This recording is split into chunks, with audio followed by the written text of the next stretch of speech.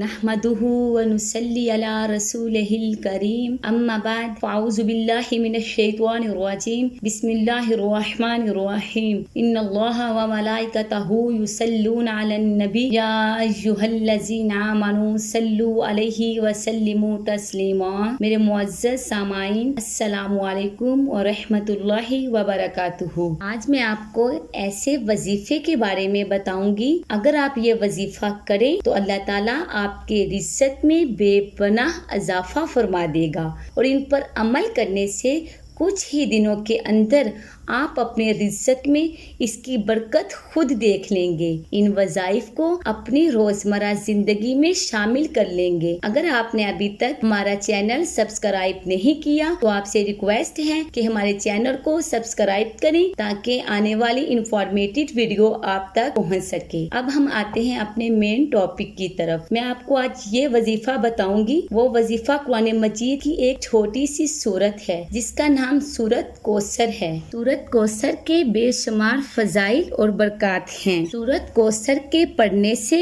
اللہ تعالیٰ ہر مشکل اور ہر تنگی سے نکلنے کا راستہ بنا دے گا. اگر آپ کسی حاجت کو پورا کرنے کے لیے سورت کوثر پڑھتے ہیں تو اللہ تعالیٰ آپ کی حاجت کو ضرور پورا فرمائے گا. فرمان مصطفیٰ صلی اللہ علیہ وآلہ وسلم ہے، جو شخص یہ چاہتا ہو کہ اس کے رزق میں اضافہ ہو، اس کی عمر میں اضافہ ہو، تو اپنے رشتہ داروں کے ساتھ اچھا سلوک کرے. اگر ان کے ساتھ اچھا سلوک کرو گے تو تمہارے رزق میں انشاءاللہ اضافہ فرما دیا جائے گا. اگر رشتہ دار غریب ہیں تو ان کی مدد کریں. ان کی بیٹیاں ہیں تو ان کی شادی اپنے ذمہ لے لو. اللہ عز و جل تمہیں وسعت دے گا، تمہارے کاروبار میں برکتوں کا نزول فرما دے گا. اگر ان پر قرضہ ہے تو بانٹ لو. ان کو مشکلات سے نکالنے کی کوشش کرو. اللہ تمہیں مشکلات سے نکالے گا اور تمہارے رزق میں بے پناہ اضافہ فرما دے گا. تمہارے مال میں برکتیں عطا فرمائے گا. یہ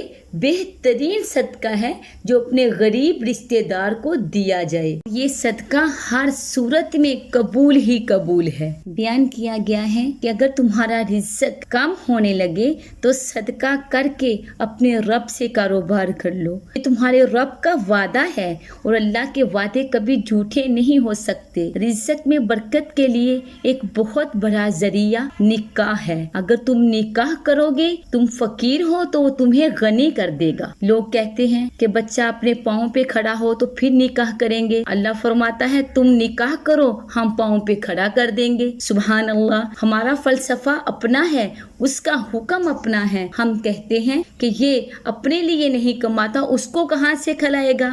ارے سنو، جس نے آنا ہے اس نے اپنا رزق ساتھ لے کر آنا ہے. بچوں کی شادیاں کرو اگر وہ جوان ہیں تو اللہ تمہارے رزق میں اضافہ فرما دے گا. اور جو صبح کا وقت ہوتا ہے وہ رزق کے تقسیم ہونے کا وقت ہوتا ہے. جو لوگ صبح سوئے رہتے ہیں وہاں بے برکتیں ہوتی ہیں. اللہ کی رحمت ان گھروں پہ ہوتی ہے جو صبح طلوع فجر سے لے کر طلوع آفتاب تک نماز پڑھتے ہیں، قرآن پڑھتے ہیں، کثیر تعداد میں دعائیں مانگتے ہیں. اللہ ان کے گھروں میں بے پناہ رزق عطا فرماتا ہے. اللہ کا نزول ان گھروں پہ ہوتا ہے جو اللہ کی عبادت میں مصروف رہتے ہیں. اور جو لوگ صبح سوئے رہتے ہیں وہاں بے برکتیں ہوتی ہیں.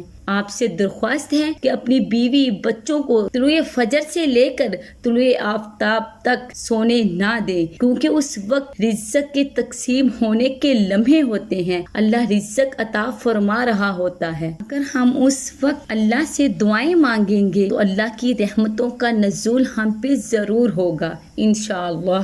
اب میں آپ کو رزق میں اضافے کے لیے ایک بہت ہی مفید وظیفہ بتاتی ہوں. نماز مغرب کے بعد آپ نے سورت کوثر 21 مرتبہ پڑھنی ہے. اول اور آخر درود پاک پڑھنا ہے. انشاءاللہ اس وظیفے کی برکت سے آپ کے مال میں بہت زیادہ کثرت ہو جائے گی. اللہ تعالیٰ آپ کے رزق میں کشادگیاں فرما دے گا، رزق میں اضافہ عطا فرما دے گا. سورت کوثر پڑھنے کی برکت سے اول آخر درود پاک پڑھنا ہے. 21 مرتبہ سورت کوثر پڑھنی ہے اور اللہ کے حضور رو رو کے اپنی حاجت کے لیے دعا مانگنی ہے. تو اللہ عز و جل اس وظیفے کی برکت سے آپ کے رزق میں بے پناہ اضافہ فرما دے گا۔ اگر آپ کے وسائل زیادہ ہیں تو ہر نماز کے بعد سورۃ کوثر پڑھ لو، انشاءاللہ آپ دیکھیں گے گھر میں برکتیں اترتی محسوس ہوں گی، انوار کا نزول ہوتے محسوس کریں گے آپ۔ تو یہ رزق کے اسباب ہیں،